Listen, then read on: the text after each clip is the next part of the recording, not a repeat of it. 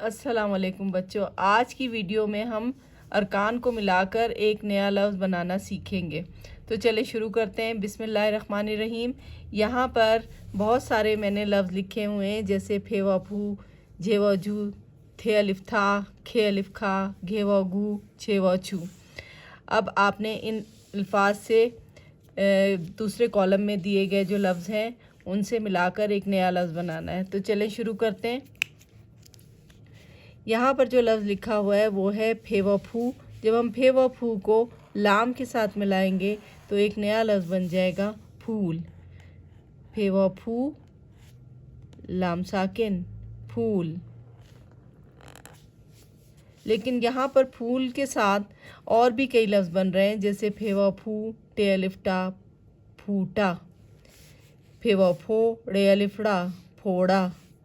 फे व फू, लाम अलिफ ला, फूला। तो वो लफ्ज़ हम बाद में बनाएंगे, लेकिन यहाँ पर हम कॉलम को मिलाकर जो लफ्ज़ बन रहे हैं फ़िलहाल वो लफ्ज़ हम बनाते हैं। अब जे व जू है तो हम इसे किससे मिलाएंगे, ये देखें। जे व जू, लाम अलिफ ला, झूला। मैं इसको यहाँ पर लिख भी देती हूँ। जे व जू, लाम अलिफ ला, झूला। अब देखें यहाँ पर क्या है, थे अलिफ था है और ये है लाम छोटी ये ली।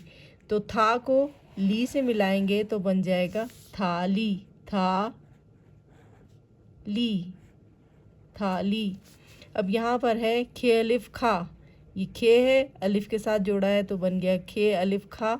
और यहाँ पर हम इसको नून अलिफ ना से मिलाएंगे तो ये बन जाएगा खाना। खे अलिफ खा, नून अलिफ ना, खाना। अब देखें घे व घो, घ वाव घो, ढे अलिफड़ा, घोड़ा। ये देखिए यहाँ पर इसे जोड़ के लिखते हैं। घे व घो, ढे अलिफ ड़ा, घोड़ा। अब यहाँ पर है छे व छो और ये बचा है लफ्ज़ टे अलिफ टा। तो यहाँ पर हम छे व छो को टे अलिफ टा के साथ मिलाएंगे तो ये बन जाएगा छोटा।